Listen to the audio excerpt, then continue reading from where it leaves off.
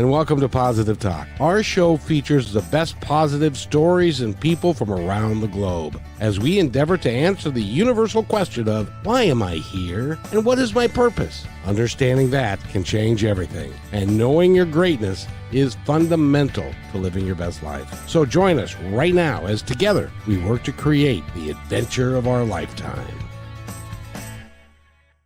And welcome to the show, everybody. I'm excited because it's been so long since I've seen these guys. It's been too long. It's been all of like 4 days, but I got to tell you, we had so much more that I wanted to talk about because of your gifts and how hard you're working to create this, as well as the work that you do with the youth of America. I wanted to talk more about, I don't know, dope and, stuff like that. The word. The word. Yeah, because it is so interesting, the differences in generations that I have been a part of, because I am actually, well, we'll talk about that in a minute. But first, I got to introduce Tem Bessed, Yes. and Mike. I'm going to screw this up. LaRiccia. That's good, LaRiccia. You got it. LaRiccia, cool. Yeah. Because you are together. You have written the book and illustrated the book, Planeta Blue: The Rise of Agog. Agu, yep. I made it rhyme. I made it rhyme for our people. So yeah, Planeta Blue: Rise of Agu. The Rise of Agu. Now, who is Agu? Yeah. So Agu is a force. It's actually a magical force, and it's a play on water, agua. So I'm West African, and one of the islands in Cabo Verde, where I'm from, Cape Verde Islands, off the west coast of Africa, they say instead of agua, they say agu. And so I wanted to incorporate that. And so it's the rise of Agu, this positive force. Now, I think that's really cool. Now, you have been in the United States for most of your life, haven't you? Yes, I have. Yeah, I came when I was 3 years old. So yeah, over 20 years, do the math or something. So do you remember any? Do you remember any of that? You know what? I remember coming and landing in New York at John F. Kennedy. And one of my earliest memories as a kid was looking at this comic book, and it was on like a coffee table, and no one was around. I knew it wasn't mine, and I had that dilemma, Kevin, should I take it or should I not? And I'm glad I chose the right thing. So you didn't take it. I didn't take the Fantastic Four comic, man, even though I was tempted. I got to say I was tempted. Wouldn't you be sad if you found out that was the issue that is now worth $10 million? Yeah, and that was, would have changed my life. Yeah. But it's all good. I think I made the right decision, and I honestly, I don't know how spiritual we can get. I'm not a religious person, but I'm a spiritual person, and I honestly think that was a test. That was in a past life, and Mike and I have had this conversation. We don't have to get too deep into it, where maybe that's something I had to work through, and I'm glad I made that decision that day. But it was interesting that it was a comic book, and I never forget. It was one of my earliest memories. Well, it's interesting that you talk about the differences between spirituality and religion and stuff. And speaking of spirituality, if you want to go deep, baby, we can go really deep. Let's go. All right. Nice.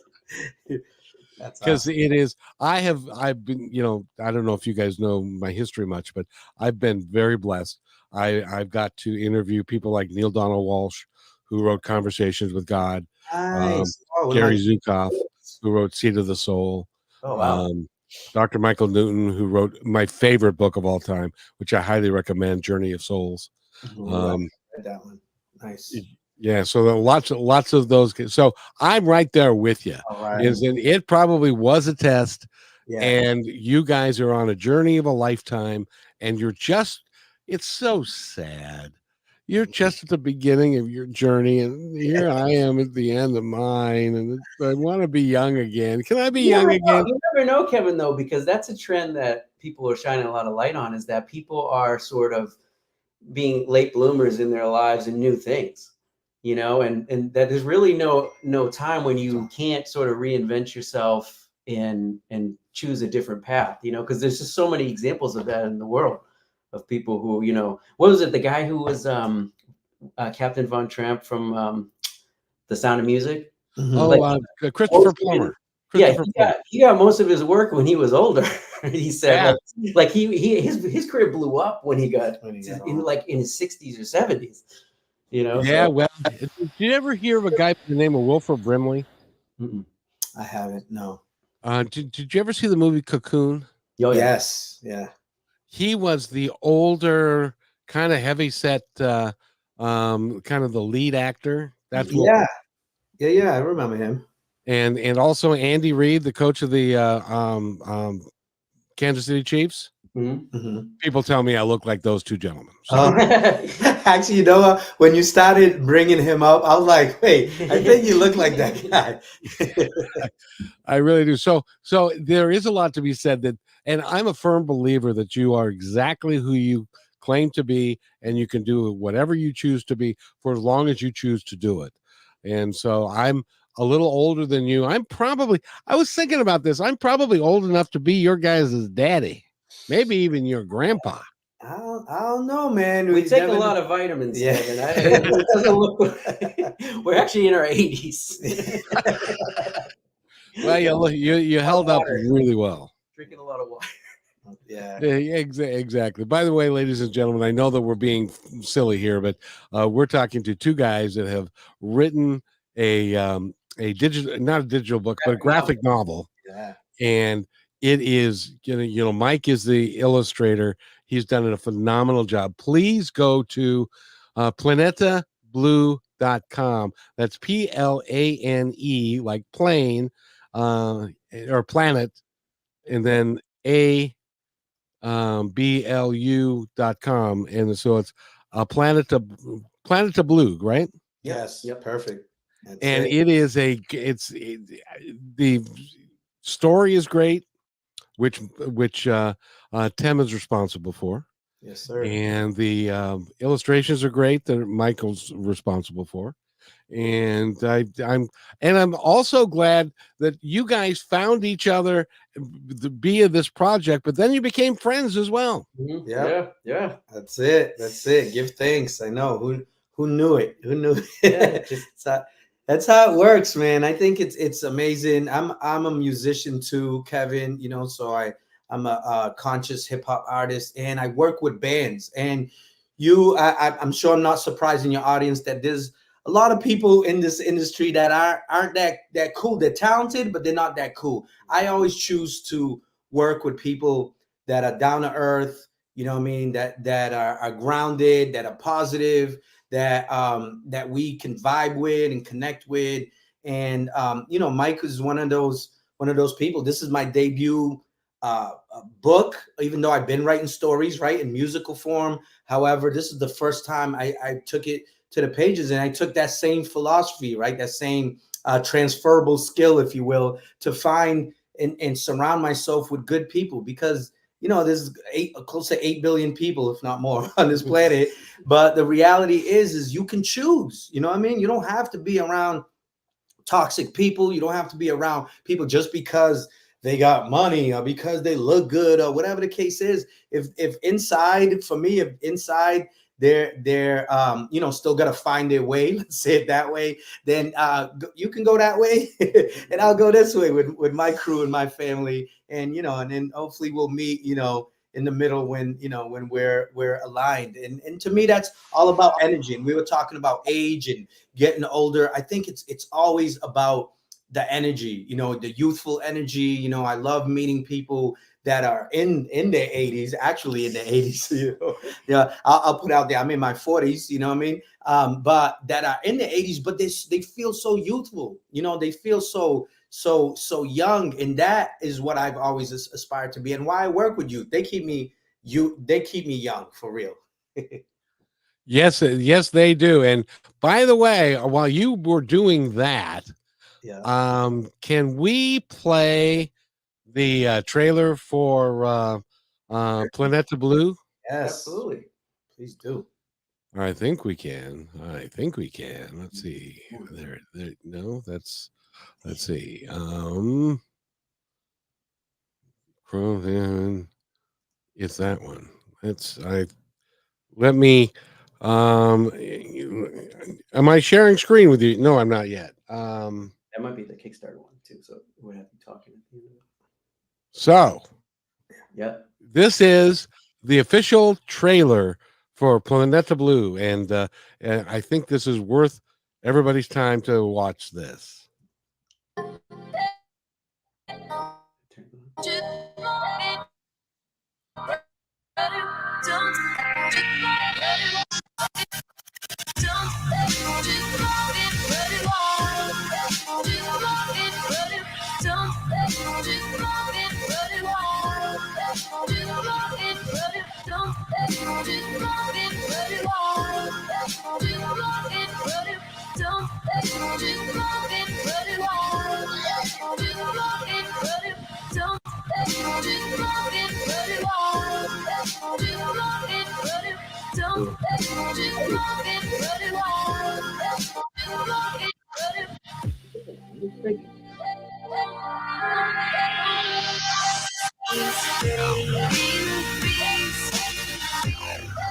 Peace, love, and justice. My name is Tem Bessed. Some of you may Hey, know I know me that as guy. a socially conscious hip hop artist. I'm sorry. I said I know that guy. Father, activist. It's the You do know intro. that guy. He's yes. Well, we got to. I got to play this because now you're. This is the other side of you that we didn't get a chance to talk about. So this will be cool. Hold on. And author. For the past 5 years, I've been writing a story called Planeta Blue, Rise of Our Group. The 125-page story is written. Now, with the help of an amazing illustrator, Mike LaRiccia, I'm working on completing the artwork for this epic 120-page graphic novel. Planeta Blue, Rise of Our Group is a fantastic Afro-futuristic adventure that tells the tale of New Bedford inner-city youth Laris, her brother Angel, Tumer, and Tyler as they fight to save humanity and animal kind from the apocalyptic plans of Xander, oil tycoon billionaire turned evil world conqueror.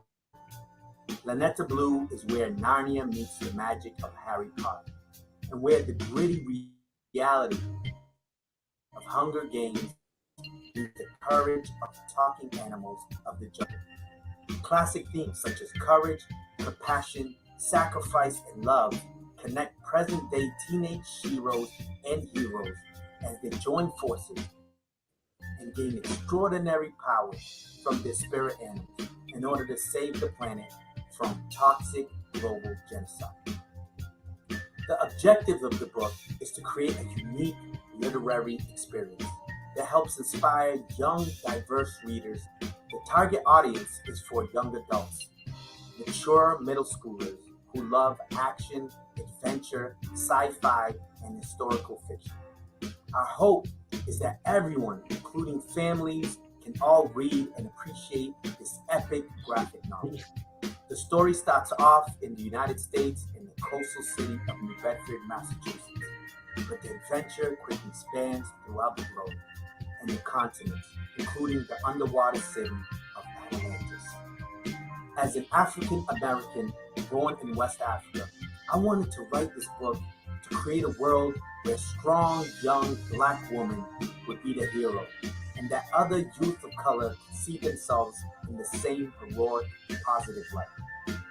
This was a calling to create a unique and inclusive literary experience that helps to inspire diverse young readers to face whatever challenges comes their way in this real world.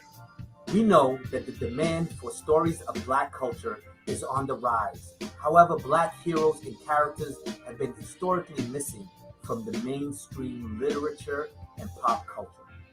Planeta Blue, Rise of Our Group plans to fill that void.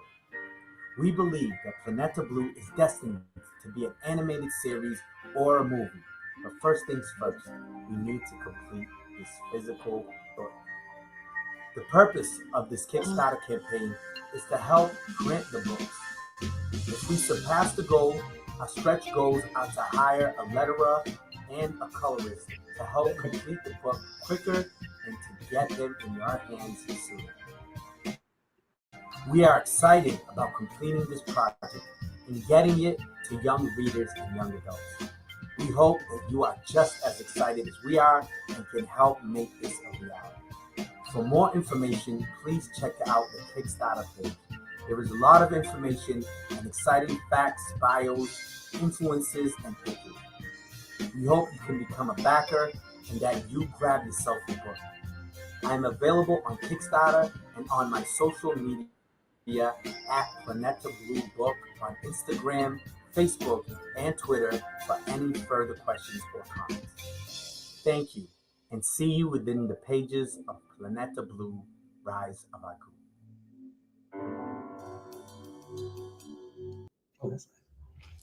And don't you feel special? Yeah. I feel like we just went down memory lane. And you That's did. That really was cool. When At did you do that? At that point, Kevin, we only had 7 pages of the book done. Geez, really? Yeah, as far as drawn, yeah, it was Yeah. all written out. But as you know, I was saying there, we were in the middle of working it out, doing the Kickstarter campaign. So that is awesome. And yeah, did the in kicks? 2020. Were you able to generate some income or to defer expenses through the Kickstarter campaign? Definitely, we reached our goal, which was 10,000, and we surpassed it a little bit, over $10,000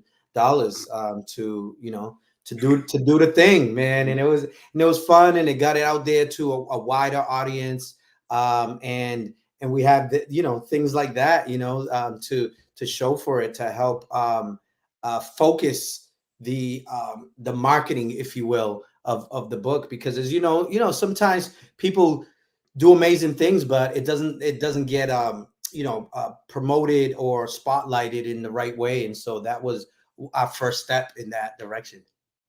It doesn't matter how good the book is or what the message is. If nobody hears it, it's like it never was there. Yeah.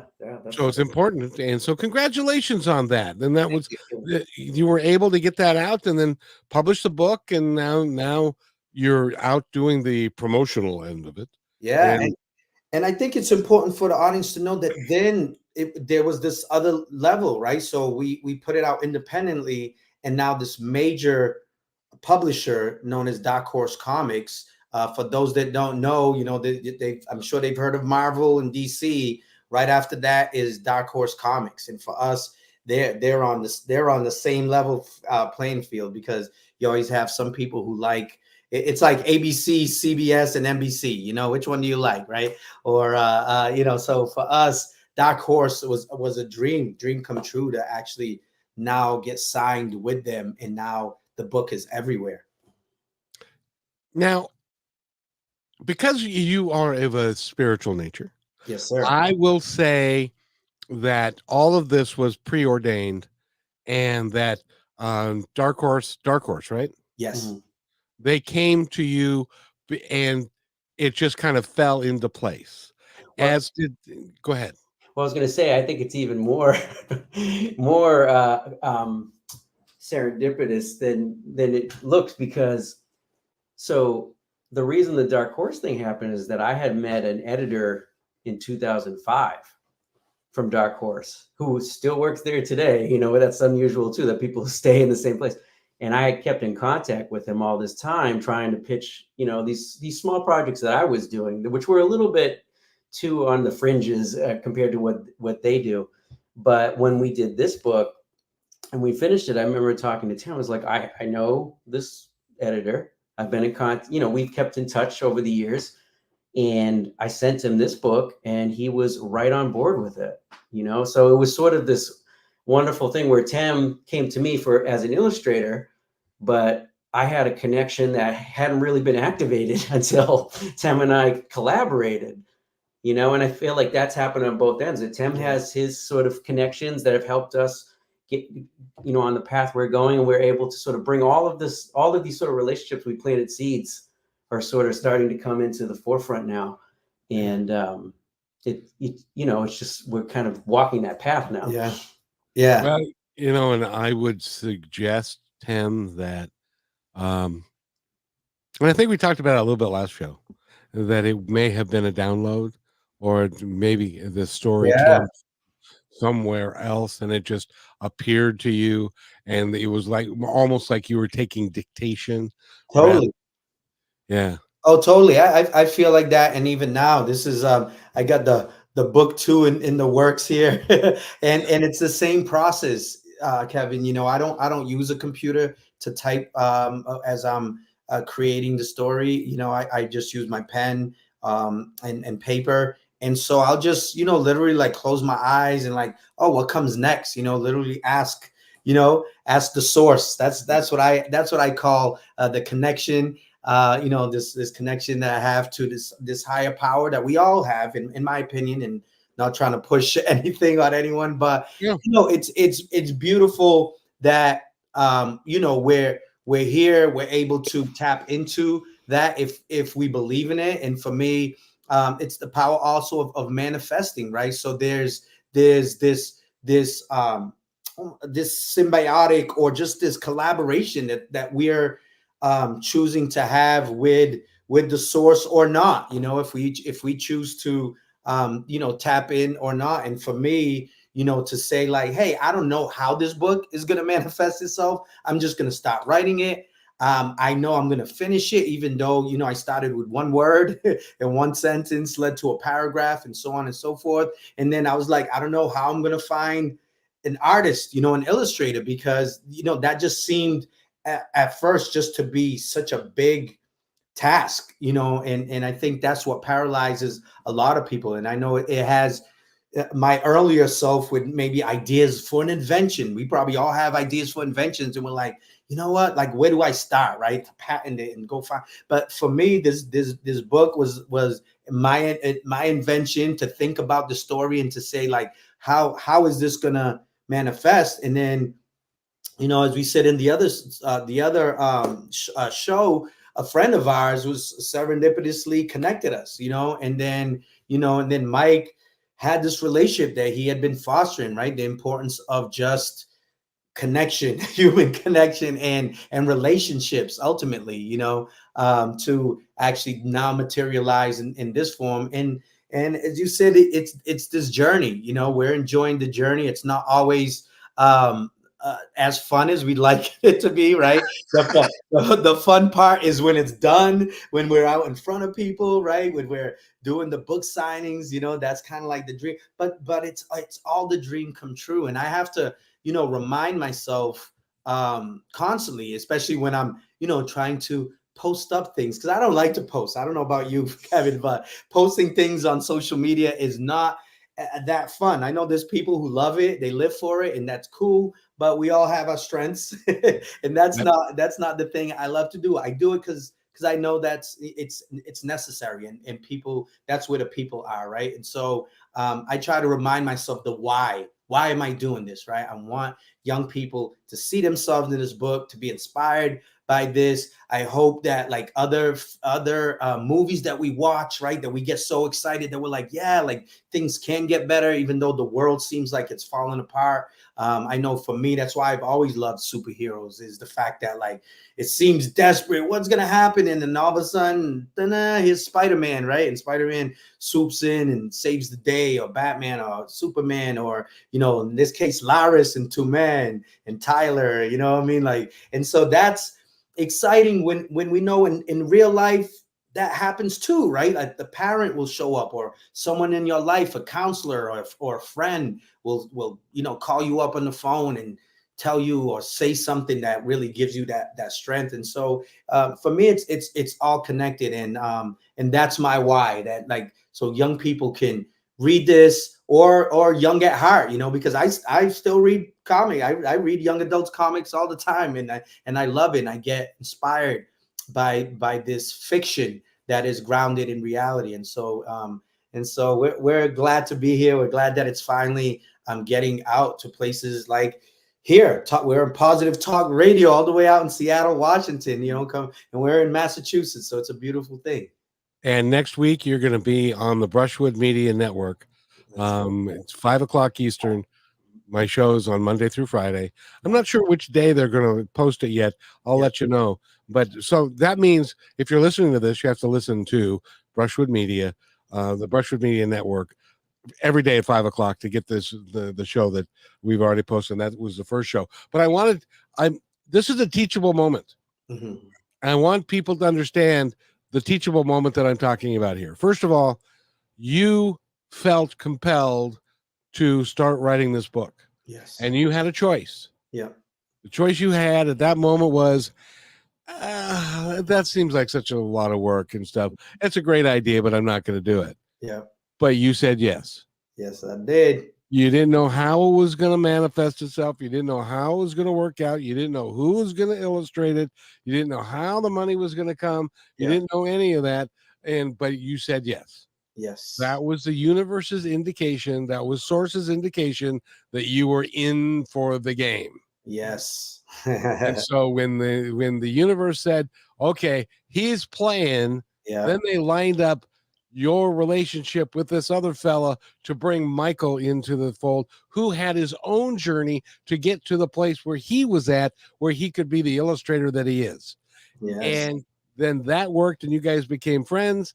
And then the money started to come because of the work that you did. Yeah. And then Michael knew a guy that was in the comic book business and called that relationship up. And so that's how it all happened. It was not serendipity. It was not chance. It was designed in my opinion, designed by the universe. Nice. For all of these things to come together. And that's not unusual. We can all do that, and it happens to us all the time. But the key to it is to say yes, which is what you did. Yeah, answer the call, right? You got to answer the call. That's it. That's it. You answered the call, and the universe conspired with you to say, okay, they rolled up their sleeves, and they said, all right, well, let's see. We got him writing the book, and you give him the information that he needs to put the best words down. And then we got to find out, okay, who do we get to do? So it's kind of like the drama that was put together for you. And all you had to do was keep saying yes. Yes, that's it. I believe it. I know it. We walk it. Well, you're living proof of it. Yes, sir. And it all started with and Michael's story is he's been an illustrator for a long time, and he's met a lot of different people. He met that guy, which he could bring forward, but the whole thing was designed by you and the universe because you said yes, and your motives were to help the youth of America, and to make a young black girl be the superstar of the play, and so it benefited everybody, and that's when you know you're on the right path. I'm sorry if I'm preaching, but I get excited about this kind of stuff. I love it. Amen. Hallelujah. Let's go. Because what people don't understand is that's how it happens. Yeah. Yep. And so I think though you have to be open to it happening. You know what I'm saying? Yes. Like you can't be closed off and be self-defeating, which I think most people, that's kind of the thing where it's like you already shut it down before you even start. Well, it's going to be too big. I'm not going to have time to do that, or I'm not going to finish it.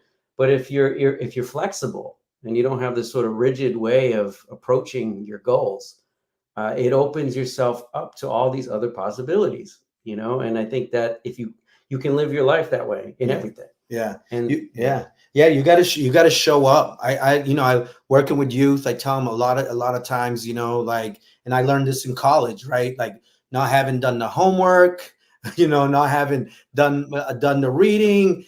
And I'm like, should I go to class? Right. Because I don't want to be, pressured or what, but I went to class, and I'm glad I went to class. I learned that lesson. I showed up, and then I saw the lesson that I needed that day, and the teacher didn't even call on me. So all those fears that I had what didn't even materialize. And so you just got to show up. A lot of times it's like, man, I don't know how I'm going to get there. Got this meeting, whatever it is. I don't feel prepared for whatever reason. Should I cancel the meeting? Should I not? No, that once again, it's that test. Like, are you the right person, for the job? And it's like, ever since then, and I tell this to the young people, you just got to show up. And I'm glad that has come into even the vocabulary, how you show up, right? When you show up with the right energy and you're not just like slouched over, like you need a coffee, like you got to show up like ready, attentive, aware, be present, at all on all levels. And then the present actually unfolds. You get to unwrap that present and then find that gift, that moment with that now, so it's exciting. It's exciting to have a belief system that you see it showing up in the physical, right? It's these things sometimes just exist in our minds, and then when you apply that belief and then that work ethic, right? I'm reminded of that story about someone's praying to God and he's on the side of the cliff, and somebody comes by with a rope, and he's like, no, I'm waiting for God. And then someone comes up, the helicopter, I'm waiting for God. It's like, and then when he gets to heaven, after he falls to his death, it's like, yeah, God, what happened? I was waiting for you. He's like, I sent you all these I sent you, I called you up, and you just didn't answer, right? You were mistaken. And so I think about that all the time when these opportunities come up, and when you're sometimes tired, right? Sometimes when these things come up, these opportunities come up, you're like, you physically, you might be drained, and it's just like, do you have it in you or not?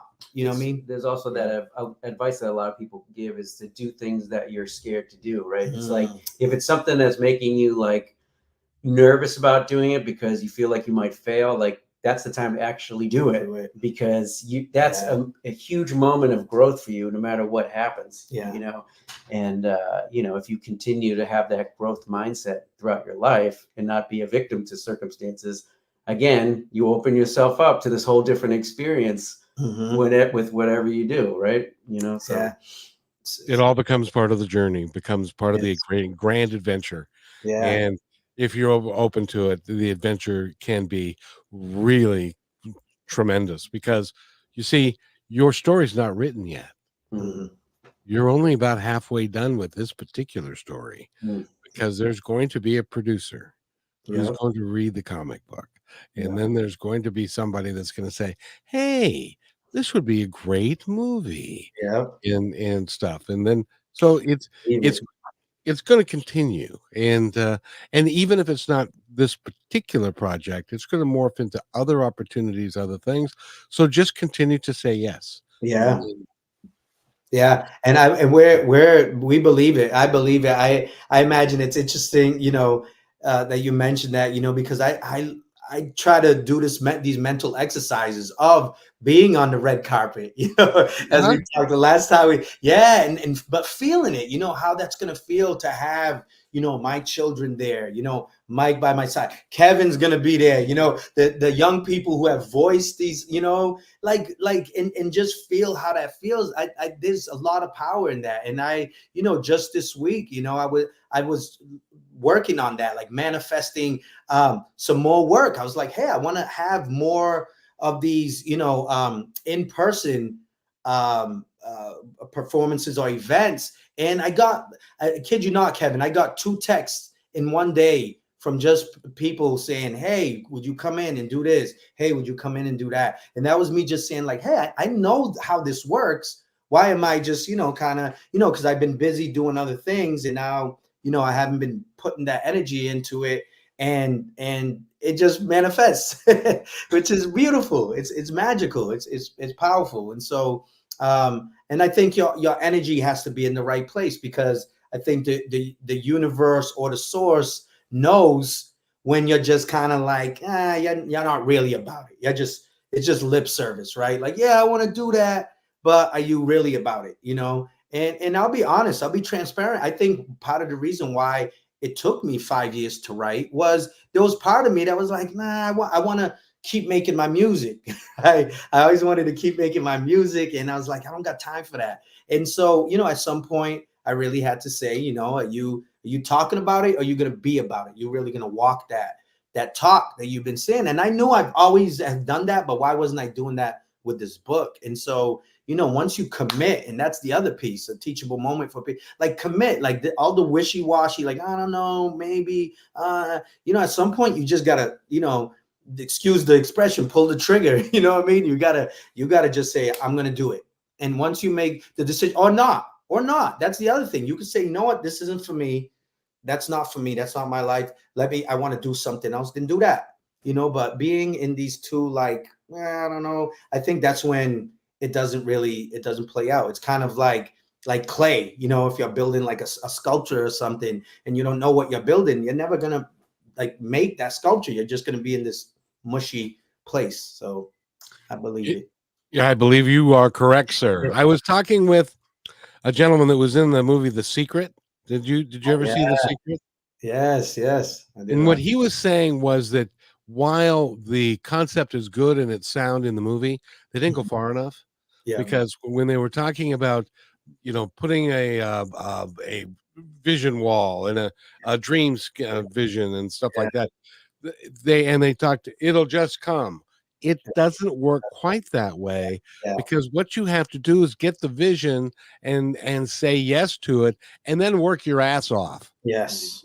To get it to happen. Yes. And that's what you did. And when you do that, it just lines up, and it just continues to line up. Yeah. And there's, things that you have to let go. I know for me, like I said, the music was part of it. I'm also a gamer, believe it or not.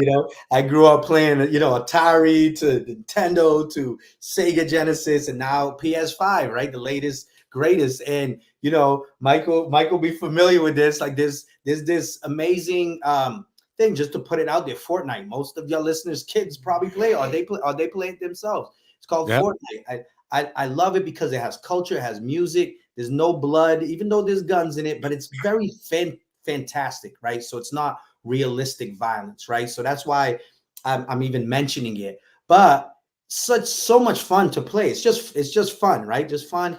But I was like, this book is more important than this fun. And I remember I missed a whole, like they do seasons on it. I missed a couple of seasons of that because I was like, I'm so sorry. I know. Sorry for your loss. But I share this because people need to know, like, whatever it is that's taking up your time.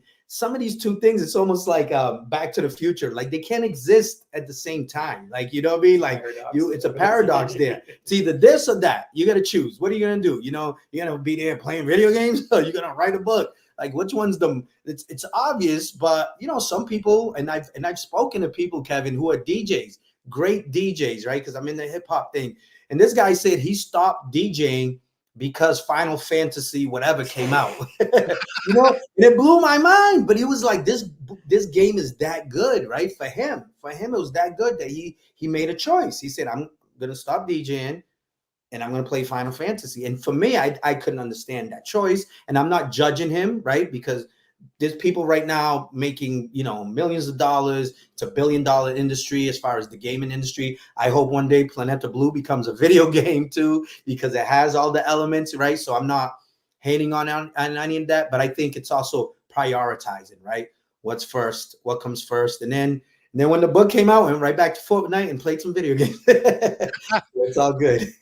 Well, but the thing is, and there also, I think, is a prerequisite that the universe has, or the source has for it, is the work that we are assigning you, or the work that you have assigned yourself, how is it going to benefit humanity? I would love to say that a video game will benefit humanity, but probably not. But a book will, and you could change generational cycles with this book. Yes. Can I answer? I'm going to push back a little bit, Kevin, as an artist, because what I think, my feeling about video games is not so much it's the video game, it's the amount of time that people spend on them. So that's true. Because I totally am in the same camp of like the violence issue is sort of this gray area for me because it's make believe in a sense, and there's kids will gravitate towards that in their own way, but with my own son, for me, it's more, I always tell him it's not that you're playing video games, it's just you're on it too long, and you're not getting the rest of the life experience, and I used to read comic books. I remember I would, I would spend so much time just reading comic books. Now, if I was reading like Lord of the Rings or a book, no one would be like, well, that's fine. He just reads a lot. Right. Right. But I just think it's moderation because, for a lot of people, video games offer an escape from things that they're experiencing in their lives, right? This is a way for them to recharge, maybe to sort of give their brain a break from legitimate stress of life. And if you're always doing that, then you're not actually confronting the problems that you have.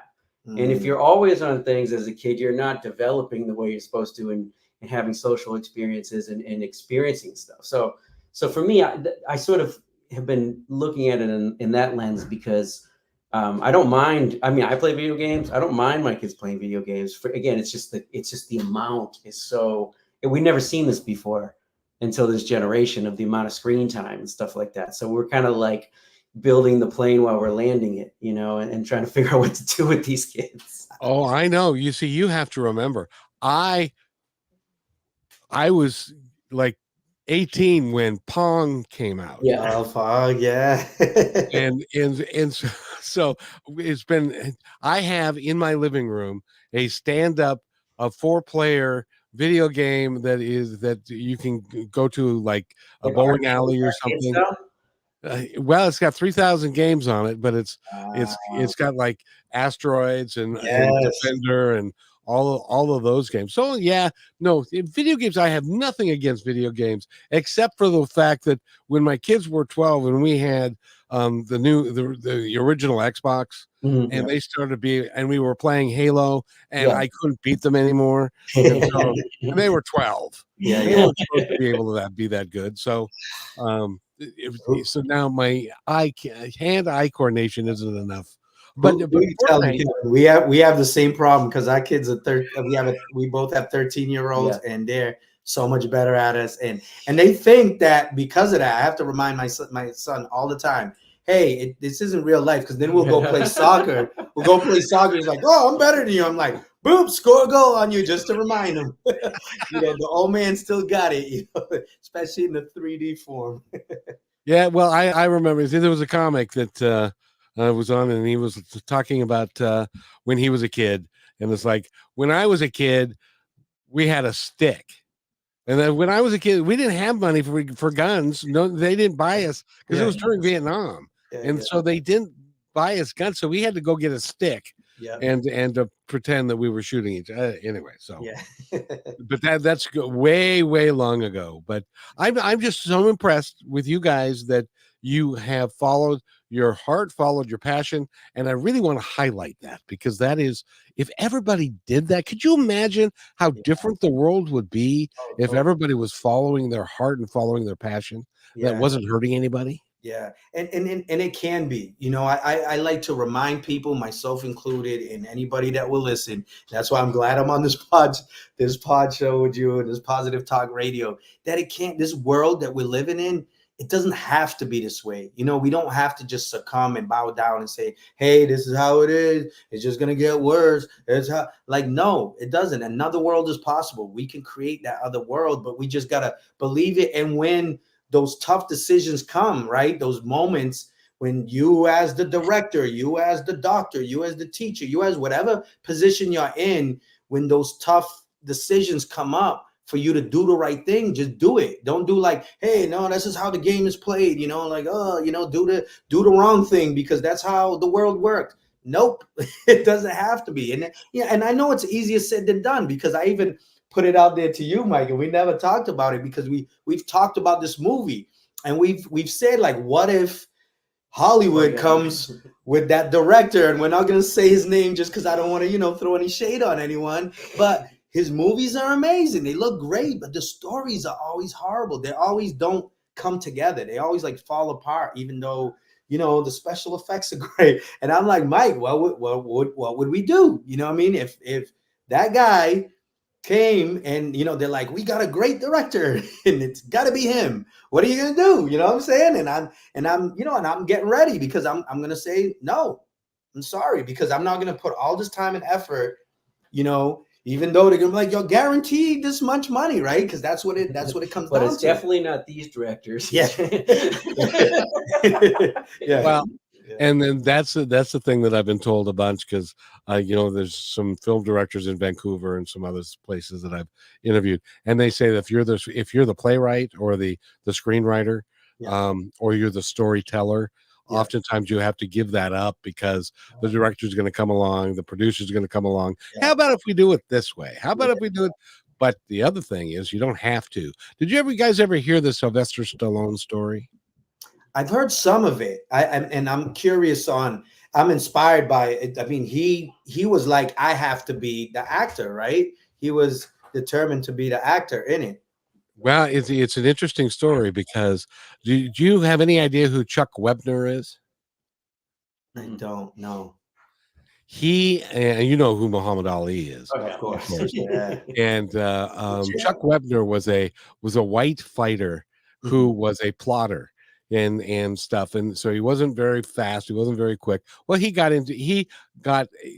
booked to do a fight with Muhammad Ali. Sylvester Stallone was poor. He was almost destitute. He said he had like $250 in his pocket and he didn't have a place to live. And anyway, so he was in a bar and he was watching the fight. And in like in one of the rounds, Chuck Wepner got lucky, stepped on Ali's foot and knocked him over. Wow. It was a big deal because how could this guy knock over Muhammad Ali, and they called it a knockdown, but they saw it later and he stepped on his foot. Yeah. In any event, Stallone took that and he wrote the screenplay Rocky. Wow, I never heard that. That's so amazing. And then at this point he had no money. Yeah. And he had a dog and he actually had to sell the dog for $25. And so they came to him and they said, I think this is a great screenplay and we'd like to have it and we'd like to do it. And we're going to pay you $150,000 for the screenplay. And he said, no. And they said, well, what is it going to take? He said, I want to act in it. I want to be the lead. I want to be Rocky. And they said, no, I'm sorry, you don't have any experience and you've got no name and we've got this guy and we've got this guy and this is what we're going to do. And he said, okay, well, never mind. I'm not going to sell it to you. He had no money. He had nothing. And so they came back to him and they said, okay, I'll tell you what, we'll give you $250,000 for it, but you still can't act in it. And he said, nah, I'm sorry, can't do it. And finally they relented and gave him the lead for Rocky, which made him a superstar and won the Oscar and all of that, but he stuck to his guns. He didn't say, by the way, he sold his dog for $25. This is a state of humanity. When after the movie came out, he went back to the guy because he wanted to buy the dog back. And the guy said, oh, sure, I'll sell it to you. $10,000. Jeez. Rather than saying, I feel your pain. He's a great dog. I know you love him to death. Here, I'll give him to you for, it's like, I'll make money off of you. Capitalism, right? That is finest. That is finest. But see, that's what happens when you stick to your guns and believe in who you really are. I believe. Thank you for that story because we're gonna do that, Mike. Get ready, we're gonna Mike. Run up those stairs in Philadelphia. We're gonna be start hitting some livestock. And you're Italian, Mike. So the Italian stallion's in you, buddy. So. That's it. That's it. Well, stick to your. The story is great. The whole premise of it is so out of the box and so cool that stick to your guns. Stick to your guns. And you watch good. There may be actually a singing role for you in that movie. Oh man, let's go. well, when Mike was talking, I was a hook it like the challenge is to keep the balance, stay sane in this world, expressing my talents, return to the source. Sitting in silence around the world war, the people are wilding while they're wilding, Mike. So that's the hook, right? The challenge is to keep the balance. We got to keep it balanced, y'all. You know what I mean? As long as we keep it balanced it's going to work out. You know what I mean? It's going to work out. So I believe it. You know, there's somebody in our audience is saying, where did these guys come from? And how did they get so grounded and so smart in what they believe? Tell us. Oh man. Hey, I gotta say it for me, it started with my family, you know, it always, and that's where I got the name Blessed, because that's not my real last name, it's my stage name. And so I knew I was blessed to have a family that was loving, that was supporting, that was tough on me, that showed me the right ways, and then just paying attention. You know, I think it's just looking at and following people who come in your lives as mentors. And I would watch, Kevin, when my mentors did the right thing, but also the wrong thing. You know what I mean? Because I remember, you know, there was a mentor who's, you know, and this happens a lot of time. Like they're out in the community, they're doing great things in the community, but their family is suffering, right? Their children is doing the same things that they're helping, you know, trying to help the community out with, and their kids is like worse than the kids. What's going on? So I would pay attention to that, and I would really say, and I haven't figured it all out, right? This is a work in progress here, but the reality is, you know, really paying attention and saying, you know what, let me apply this knowledge. Because that's the other thing. I think a lot of times we'll read the spiritual book, or this, you know, self-help, or how to, you know, go on YouTube. Oh, I'm gonna, you know, fix the sink, and if you don't actually do it, you know, fix the sink, you just look at you're just taking the knowledge, but you don't apply it, then it doesn't work. And so I think it's important to do that also. But Mike, how about you? How did you become this awesome individual? Well, I mean, I you know, I believe it or not, I am reluctant to give any type of advice to anybody, because everybody's circumstance is so different. And so, but my own experience is that I really feel that growing up with a huge family, huge, like Italian family that was very close knit, I feel like that was the foundation of how I sort of experienced the world. So, you know, I'm pretty outgoing, and when I would go places, people are like, oh, it's so easy for you to like talk to people. And so, you know, honestly, when I go anywhere, the person I'm talking to, I imagine who they would have been in my family. You know, who are these close people? Like, is this Cool. She's like my aunt, she's like my cousin. And automatically I feel that connection to that person, because I sort of project that sort of togetherness with everyone, you know. And I think that's been a huge benefit for me in terms of just navigating the world, meeting people. And but I also think it's very important that in order for you to sort of evolve, you're going to experience suffering in your life, and it's important that you do, because you don't ever really grow until you've had to confront challenges and figure out how to make yourself strong, you know, in the world. And so if you're able to navigate those challenges with like the growth mindset, like I keep talking about, and you learn from them, and you're able to like become stronger through it, instead of staying stuck in this victim mentality of like, the world is horrible, every time I do something, somebody does this, I can't catch a break. You'll never progress from there. And so if you're able to get yourself in that mindset and learn from difficult experiences, you only become more resilient as you go through life. And I credit a lot of experiences that I've had where I knew I could have taken different directions, but I sort of pushed myself to go in the most uncomfortable and the most honest space in those circumstances. And it always made me strong. It's like, you know, I defeated the dragon, and now I'm, you know, I'm in the next step. And I feel like you just keep piling that on until you get to a point where you feel comfortable enough to sort of navigate most experiences in life. That's why in my opening I say the grand adventure, because every day is an adventure. It's never going to end. You don't know. You hope that as long as you're alive, that you're continuing to learn, experience good stuff, bad stuff, and different stuff. But I was struck. Both of you had great family backgrounds. What do you guys think about the idea of? Because there are a lot of people in this country that don't. Yeah, they don't have real. But what if there was a movement for families of, you know, single moms and stuff, to all get together to help each other, Mhm. and so that moms and dads and mentors and people could all get together and have a and make it work. I don't know if that's even possible, but Mhm.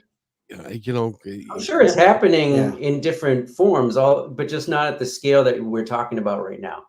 You know what I'm yeah, saying? And I think it's important for people to treat each other like that. You know, that's why I loved your answer, Mike. That's the first time I've heard you express that sentiment, and that's so profound because I do think also like seeing folks as brothers and sisters. You know, and I know this. You know, it gets into that like corny or whatever. You Yeah, know, like type. Tem reminds me of my grandfather.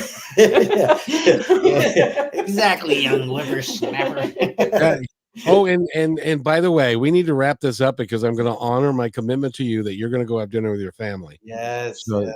Thank you. so let's get your information out. How can they, for the book and the website and all of that, and then I'll bid you a fond adieu. We have to do this again because Yeah. you guys are just phenomenal. I love you both. Oh man, We love you too, Kevin. yeah, love you too, my brother. Yeah, you all could go to Planeta Blue, so Planet, the planet with an A, and then blue BLU without the E.com, and you'll find links to everywhere. You can go directly to Amazon from there, or Barnes and Noble, and or Target or Walmart. So wherever you buy your books, you will find Planeta Blue Rise of Agu. So please buy one for yourself, for your family, a gift for a friend.